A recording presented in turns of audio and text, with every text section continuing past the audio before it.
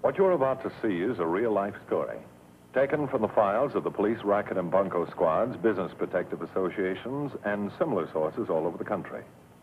It is intended to expose the confidence game, the carefully worked-out frauds by which confidence men take more money each year from the American public than all the bank robbers and thugs with their violence. Captain Braddock. Captain Braddock. Ready. This case is one of the important in our files, because to a greater or lesser degree, it happens to hundreds of people every single day of the year. People who, being honest themselves, are considered to be easy marks by those who are dishonest. Those who make a business, a very profitable business, out of the confidence of others, in what seem to be deals of a very simple and ordinary nature. But you may be sure that no matter how simple and ordinary the confidence man's racket may seem, he knows his victim's ignorance of its details. And he has implicit faith in his sucker's carelessness about checking up on him until it's too late. We'll call this case accidentally on purpose, because that's just how it happened. But bear in mind that it never would have happened at all if the people involved had been careful. It all started on a moonlit summer evening. This is not a brand new car, but it's new to the couple in it because Johnny Conway just bought it this afternoon. He's a nice boy, Johnny, and his fiancée, Sue Bailey, is a lovely girl. Johnny bought this car for their honeymoon. They're going to be married tomorrow. How do you like the car, hon? Oh, I think it's just perfect, Johnny. I don't know where we'd have gotten such a bargain. And it's all ours, all paid for. It's got plenty of pep, too. Be careful, Johnny. Oh, don't worry, honey. I'm only doing 55. Johnny! The brakes don't work!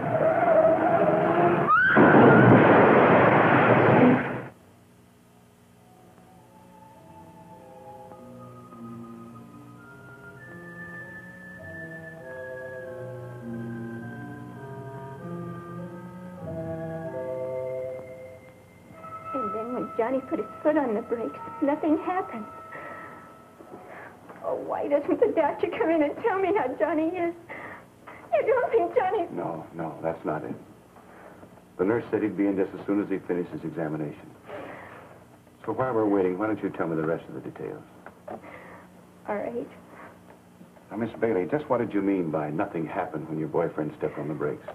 It was horrible. There were no brakes at all. See, you were fortunate to come out of that wreck alive.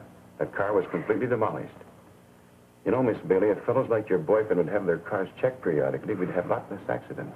How was Johnny to know about the brakes? He only bought the car this afternoon. The salesman said that it had just been through their shop and was in perfect mechanical condition. He just bought it today from a dealer? Down on Main Street. The salesman told him that all their cars are reconditioned from bumper to bumper before they're put up for sale. A dealer, huh? Would you excuse me a minute? I want to make a call.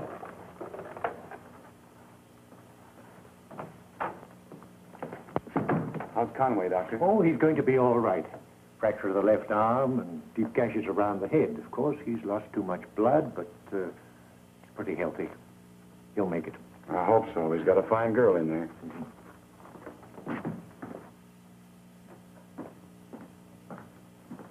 Mary, I have a call to make. All right to use your phone? Help yourself, Sergeant. Thanks. Cliffside. Brakes failed. The girl boyfriend just bought the car this afternoon. Do you think he bought a dog? Yeah, and a real shaggy one. It was dealer sold and represented to be in perfect condition. I can't make a complete inspection until daylight, but from what I could see tonight, it has all the earmarks. How are the boy and girl? Well, he's much worse than she is, but the doc says they'll both make it okay. All right, Tom. Finish your investigation. I'll be down in the morning. Thanks. All officers had been alerted to double-check accidents where there was any doubt about a car's ability to perform as it should. There had been too many dogs on the highways lately. A dog is a car in name only. Actually, it's a rebuilt pile of junk, held together, literally in some cases, with tape and rubber bands. Johnny Conway's car, for example. Oh, I know it looked like a good car on the outside. But that's the way a dog always looks. Good on the outside. But underneath, anything can happen. A bent frame, even cracked and strained to the breaking point. Brake bands worn down to the shoes, or no bands at all, just shoes. There are 100 things that can be wrong with a car that a new paint job will cover up until it's sold. But when it gets out on the road, well, a new paint job didn't keep Johnny Conway from running into a truck. So therefore, it could only be suspected that Johnny's new car was really an old dog. So I decided to visit the boy at the hospital early the next morning. Morning, Captain Braddock. Hi, Mary. I thought you were on the night shift. I am, but my relief hasn't shown up yet. I'm going to have a talk with that girl.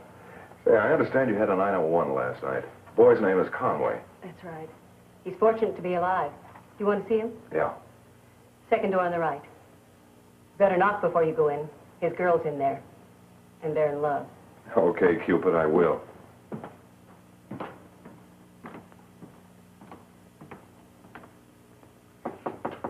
Come in. Johnny Conway? Yes? My name is Braddock. I'm with the Racket squad. Racket squad? Yes, I'd like to talk to you about that car you bought. Well, I don't suppose there's much to talk about. The brakes failed, but I guess that was just my tough luck. Maybe. But it might have been a lot more than just tough luck. I'm afraid I don't see what you mean. Oh, excuse me. This is my fiancée, Sue Bailey. How do you do, Miss Bailey? How do you do? We were going to be married today.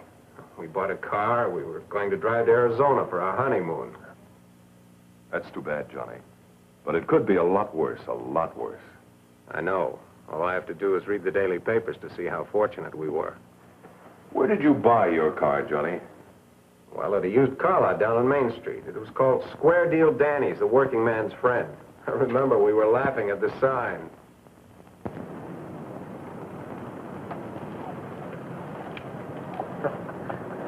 These signs kill me. Honey, look at that one. Why, it's just what we're looking for. Johnny, don't you think it'll cost too much? Well, what's the harm in asking? Remember, money talks, and we've got cash. Say, mister, what's the price on this sedan? Son, you don't want this car at any price. Well, why not? It looks like just what we're looking for. The things about this car... Hey, Pete. Take it over to the garage. Danny's looking for you. Okay, I was just going. So you're in the market for a car, eh? Well, you've come to the right spot. We just put this baby on the line about an hour ago, and believe me, she won't last the afternoon. Been a couple of people in asking about it already. Gee, it sure is a beaut, don't you think so, hon? Oh, I think it's very nice, Johnny, but I'm afraid it's going to be more than we want to pay. Oh, young lady, be optimistic. My boss is the working man's friend, and I know we can get together on a deal. Of course, it's a 41, best model they put out, you know, and runs like a clock. And the rubber's almost brand new. Oh, we'd have to have good tires. You see, we're getting married tomorrow, and we want to drive to Arizona on our honeymoon. Getting married, huh? Well, congratulations. We'll just have to get together on a deal you can handle. Call it our wedding present. What kind of a down payment can you make? Oh, we'd like to pay cash. I've got the money right here in my pocket. Well, in that case, let's get over to the office, and I'll tell Danny about it when he hears about the wedding and the cash. I know we can give you a square deal. But, Johnny, that old man started to say something about us not buying this car. Do you know what he meant? Oh, you mean old Pete? Oh, he'd give anything to have this job. He's one of the grease monkeys around here, and he's had his eye on it ever since we put it in the shop. You see, Danny won't put a car on the line unless it's been gone over thoroughly from bumper to bumper. And Pete knows this baby's in A1 condition. Oh, I see. Oh, don't blame him for that, honey. You'll just have to wait till another good one comes along. Is this a local car? Local? Well, this car hasn't been out of the city limits. And just look at that paint job. Original. And it's only got 8,500 actual miles on it. Well, this car's hardly broken in. Oh, gosh, honey, can you imagine that? It's practically a new car. It does seem very little. Well, that's because of the owner. You see, this belonged to an old-maid school teacher who just drove it to school and back. No fool. Oh, absolutely. This car hasn't been driven over 40 miles an hour. No, sir, you'll have to more or less break it in yourself. Say, there's Danny. He's just getting ready to leave the lot. Suppose we go over and close the deal, huh? All right. Fine. Well, you know the rest of the story, Captain Braddock. I picked up Sue last night, and we went for a drive. I'm afraid you were played for a sucker, Johnny. I'm sure this accident happened on purpose. But why would anyone want to do us harm? No, it's not you or Johnny. What I mean is, I'm positive the car was misrepresented to you. Probably a total wreck before you got it and rebuilt to look like new. Why, those dirty rats. Wait till I get my... Don't feel too badly about it, Johnny. Believe me, you're just one of many. But tell me, how did you get the car insured? Why, I didn't.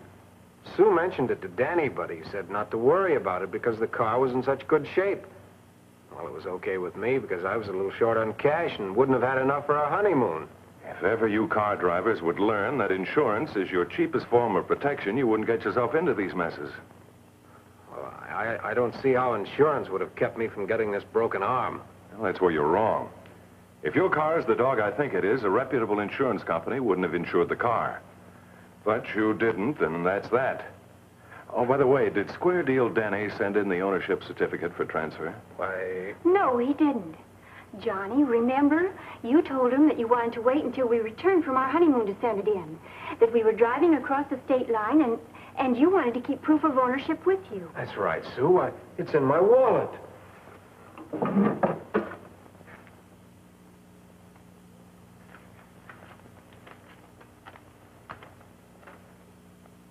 I'd like to take this with me, if you don't mind. Why, sure. What are you going to do with it? I'm going to find out who that old maid really was. Goodbye, Johnny, Sue.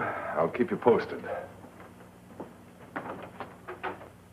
Thank you very much, miss. I'm glad those young people are going to be all right. Thank you. Well, just a minute. Captain Braddock's out now. You can go in and see them. Oh, thank you. Some other time. I've got to be getting along now.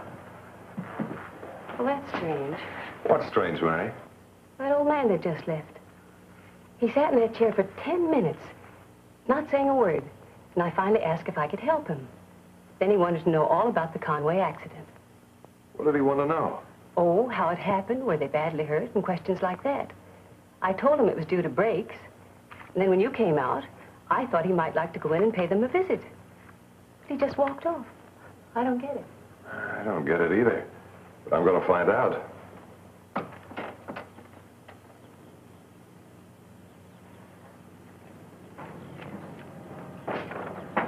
Just a minute.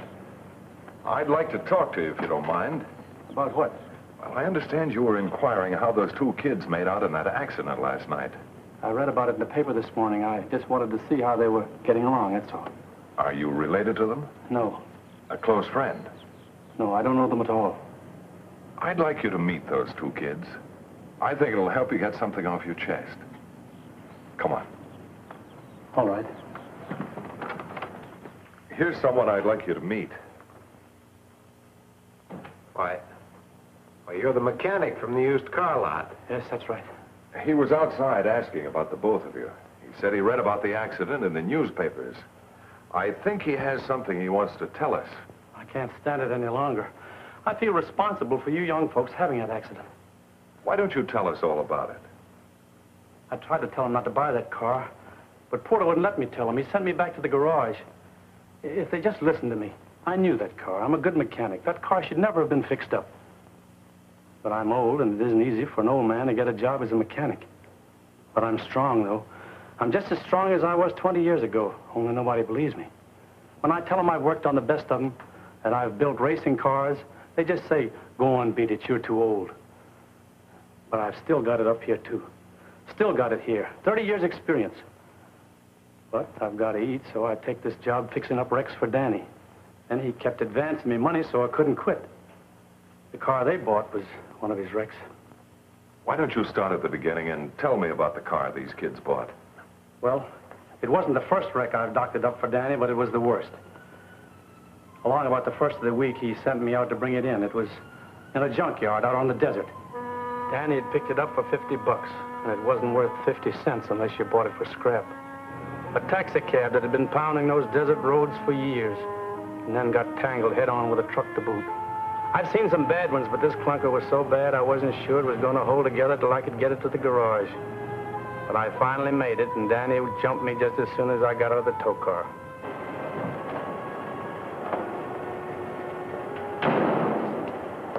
About about time you showed up. What'd you do, stop to go fishing? I'm sorry, Danny, but I had to take it slow with I'm us. not paying you to take it slow. Now get on this clunker first thing in the morning and run it through the mill. I want it on the line by day after tomorrow. Okay, Danny. So the next morning, I have to get to work on that wreck, and it was bad. Very bad. After 85,000 miles over those desert roads, plus the final wreck, it kind of turned my stomach to think someone would buy that car and drive it on public highways. Here's an accident that found someplace to happen. What do we do with it, Pete? Well, Danny says get her ready for the line by tomorrow, so I guess we'll have to. I just put a new battery in her and some gas. Get in there and start her. Let's see what she sounds like. You think it's safe? Probably not.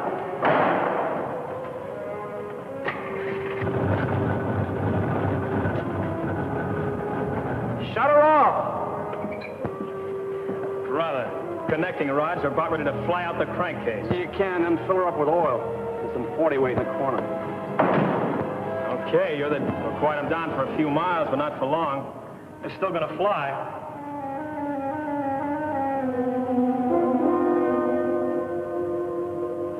Now she's full of oil. Start her up. Well, that's as good as she'll sound without new bearings in her. I bet you could throw your hat between those pistons and the cylinder walls. Or put her in gear and let's hear what the rear end sounds like. Those gears are about shot, Pete. I won't do it. I'm not going to wire this thing together with spit and glue. It's in too bad shape. I'm going to tell Danny. You're going to tell Danny what? Why, I think this one should stay junk, Danny. Whoever buys it is liable to get killed. Look, you old coot, I don't pay you to think. I pay you to do what I tell you to do. However, if you feel that way about it, you can pay me back the money I've advanced you and get out of here. Oh, no, Danny, look, Pete didn't mean it. He's just a little upset. He'll fix this iron up, won't you, Pete? I guess I will. You bet you will. What's the matter with you? Are you trying to borrow trouble for yourself? It ain't right. This thing should be junked. Oh, look, Pete, if there are guys sucker enough to buy an iron like this, it's none of our business.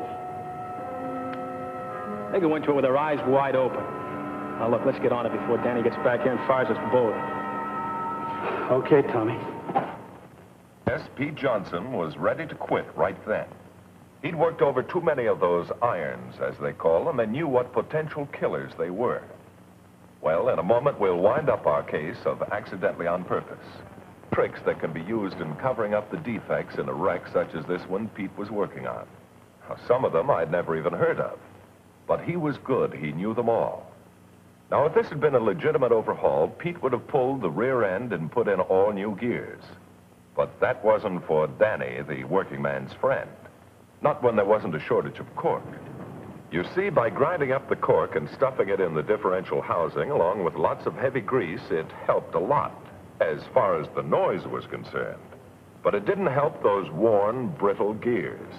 If a tooth broke off or those gears didn't mesh properly, that whole rear end would split apart like a ripe watermelon. Now, this little trick is as ingenious as it is deceptive. After all, when we can see by the speedometer that a car has only been driven a few miles, we're sure it's in good shape.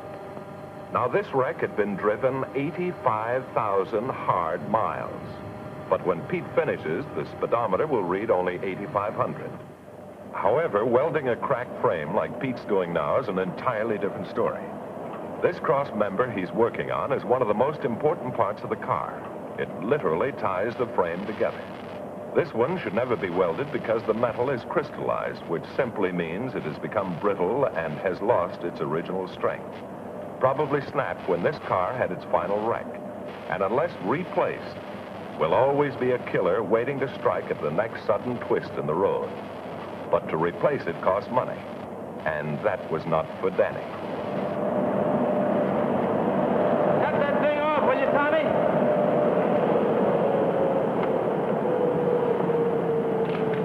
What does it look like? Like a last year's bird's nest. It's a mess, Tommy. Well, those brakes have got to be relined. And look at that flexible hydraulic line that's been leaking. I know, but what can we do about it? Yeah, I thought so. That plate's cracked, too. It's got to be replaced. Oh, you know, Danny won't go for that. Well, Danny's got to go for that. Danny's got to go for what? Well, Danny, I said I've got to go for what? well, it's this brake setup, Danny. The plate here is cracked. The hydraulic lines have got to be replaced, and it needs a reline job. The shoe is right down to the rivets. Listen, you second-rate grease monkey, I don't care if they're worn through the rivets. All I want you to do is adjust them. And don't forget to re-groove those tires. Take it away, Tommy, will you? Pete knew the tape he was putting around that hydraulic line wasn't going to help much. Those lines to the wheels are a car's lifelines. They hold the precious fluid, which means the difference between stopping in time or maybe death. Leaking as they were meant only one thing: a sudden emergency stop when the driver really had to throw his weight on the brake pedal, and those lines would split open like an old piece of garden hose, which adds up to no brakes at all.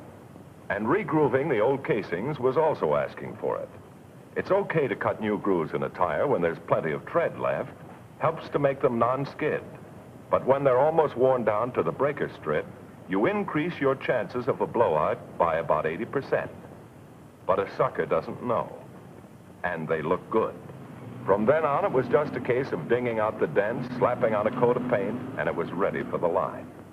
Yesterday, when you young people came in looking for a car, I tried to warn you, but I didn't have the courage. But later, after you'd driven off, I couldn't stomach it any longer. I told Danny I didn't care what he did to me for the money I owed him. I was through doing his dirty work. I guess it's too late now, but if there's anything I can do to help. There is. Come on, I want to meet Danny, the working man's friend. Yeah, I'd like to see him, too, but I guess I'll have to wait till my arm's back in condition. You just stay where you are, Johnny, and save yourself for Sue.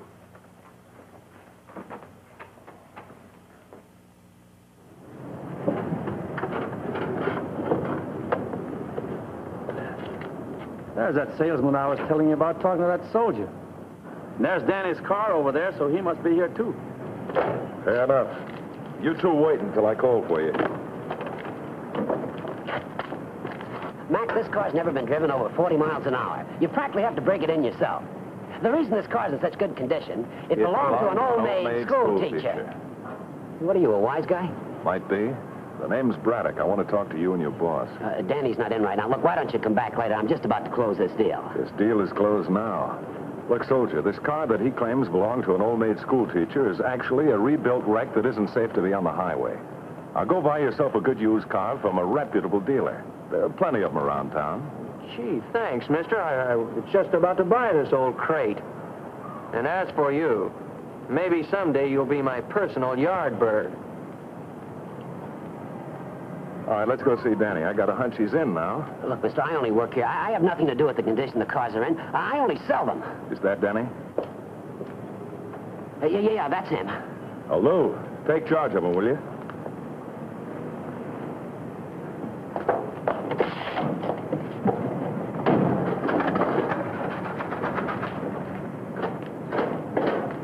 You're going for a ride, all right, Danny, but not in this car. You ought to know better than try and start one of your own wrecks. Come on.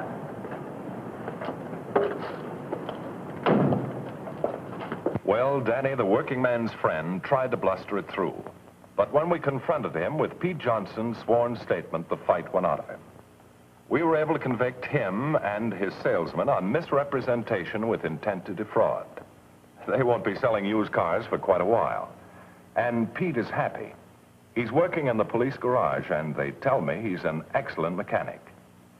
I had Johnny file a civil suit against Danny. And now Mr. and Mrs. Conway are driving around in an honest used car they bought from a reputable dealer. Now, fortunately, in the used car market, there are many reputable dealers, and few Dannys. However, when you buy a used car, do this. If you don't know the reputation of the dealer, get your own mechanic to examine the car first, before you buy. And when you do buy, have it insured immediately. The accident rate in the United States averages over 83 deaths a day. Don't you be the 84th. Because accidentally on purpose could happen to you. This case now, or rather the courts will, but there'll be others, because that's the way the world is built. Remember, there are people who can slap you on the back with one hand and pick your pocket with the other. And it could happen to you.